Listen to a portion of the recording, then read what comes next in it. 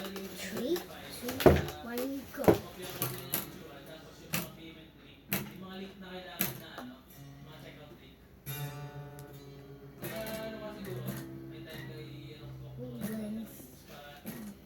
Ganyan yung namin dati, yung parang, di ba guys, upload, tapos lalagay mo sa HTML, parang ang pangit, hindi siya sobrang papa-adjust mo pa. Kapag minute dyan na, i-host mo siya sa, i-host niya,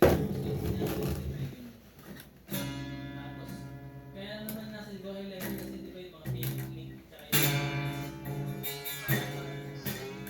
Ate, Sa Batangas may nagre-reply sa akin. Kasi kung may nagre-reply sa Batangas, ang gagawin na lang, ipapadeliver na lang doon sa Balayan kila Kuya Jeff. Tapos, papapick up ko sa DNT. Kasi hindi ko rin ha? Sige, kasi kailangan na natin magpakapal. Pero pababa na rin talaga. Pero tingnan natin, try Okay natin. lang yun ba? Panagdag din yun eh. Sayang din. So yun, te, mag-chat ka na lang. Saan ka SL Batangas by the lock. Oo. Sa Batangas. Papadeliver na lang natin doon.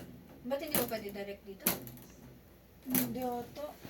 Pwede na sa Batangas. Kung mag-search ka ng Toys R Us sa Batangas kung saan meron.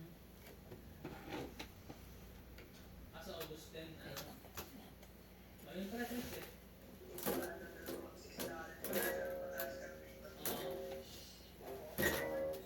Pumayag $6 daw. Pero sa August 10, ay October 27. Ano na ba ngayon?